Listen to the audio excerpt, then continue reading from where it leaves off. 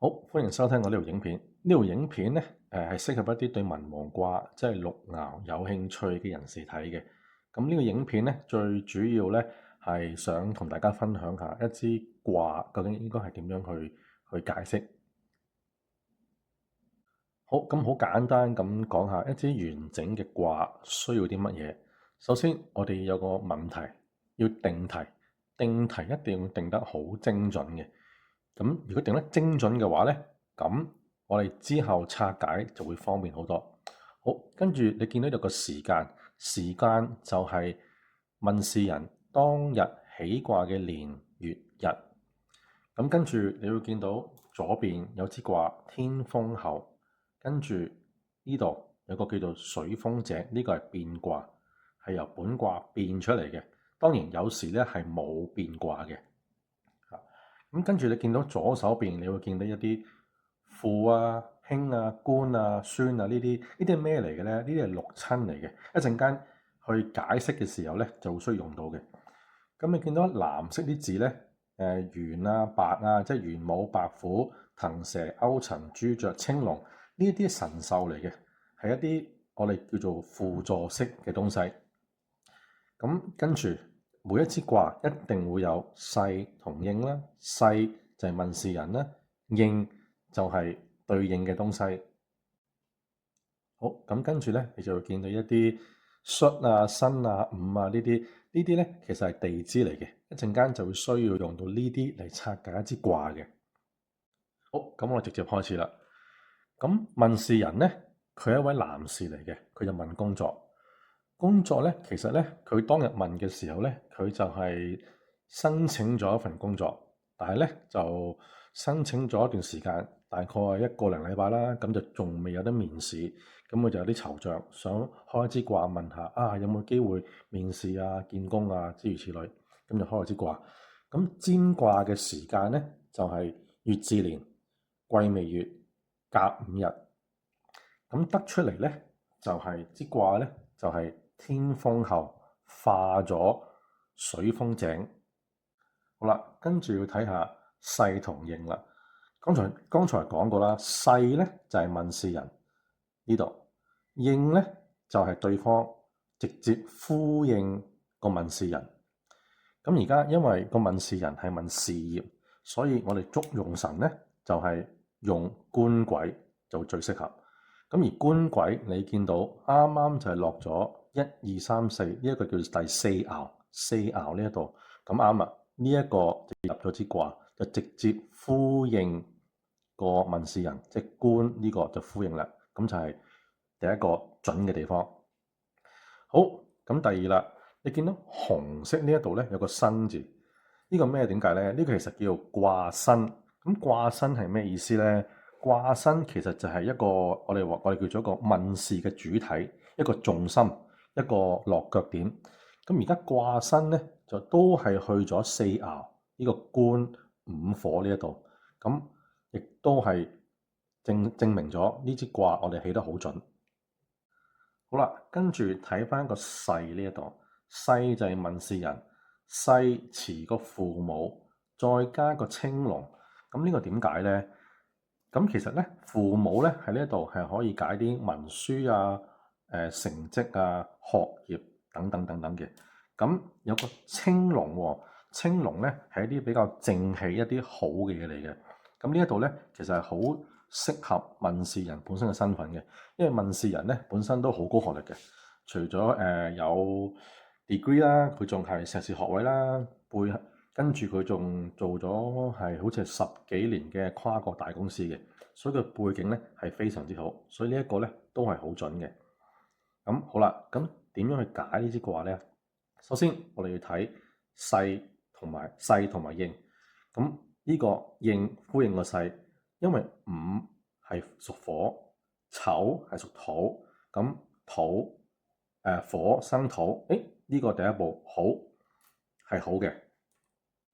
同埋咧，我哋問事當日咧係甲午日喎，午見午，咁呢一個午火咧，其實我哋叫帝王，係一個非常之好旺，你當係好強啦，我哋叫皇上好強啦。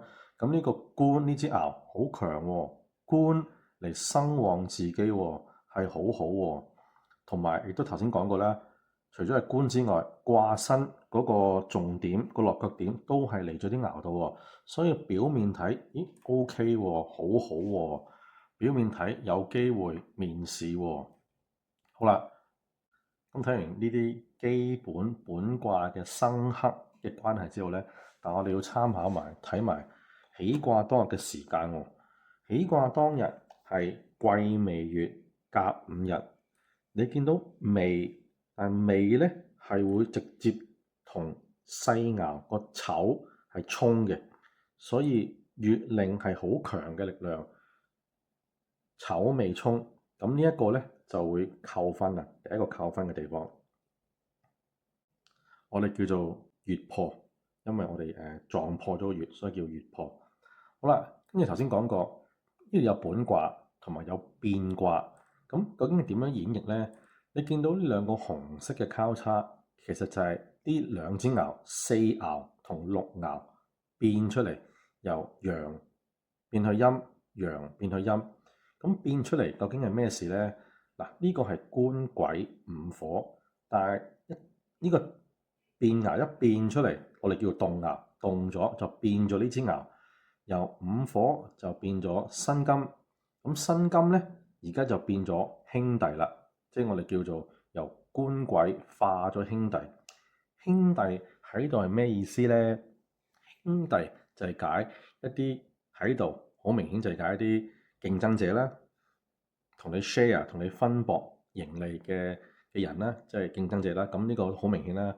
今時今日揾工一定會有好多人同你競爭噶啦，係。咁但係競爭又點咧？競爭佢係咪好強先？咁我哋睇下咯。兄弟申金，申金現時係癸未月，月係癸未月，未係屬土，土生金。咦，我哋睇到呢個兄弟係強嘅，呢個我就知道。即係換句話講，呢位男士呢份工作嘅競爭者係會好強嘅，可以睇到第一點。第二，亦都可以睇到，除咗係強之外咧，應該佢嘅競爭者係會有好多，即係好多人去一齊去申請呢份工，因為喺支卦度咧就會見到有三個兄爻出現咗。好啦，我哋確立咗競爭者好強同埋有好多。好啦，咁呢個講完啦，而家去第六支爻呢度。咁呢一個咧係由父爻一變咗係子孫同埋子水。咁子水對問事人有咩影響咧？我哋可以睇到子水係直接衝個午火，午火呢度官，所以子午衝呢一度咧就會扣分。跟住子同丑係相合嘅，合喺度可以解釋咩咧？係可以代表合住，即係纏繞住、捆綁住，即係唔喐咁樣解嘅係。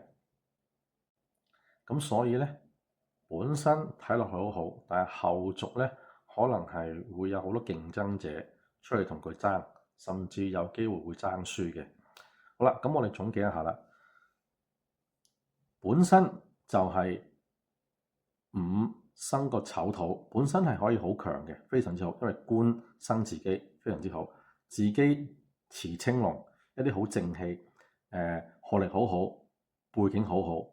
本身係好好，但係要小心變爻，就話俾你知，將會發生嘅就係會有好多好強嘅競爭者同你去爭呢個職位，同埋細呢度自己起卦當日係被月令衝破咗，所以呢度係大大扣分嘅。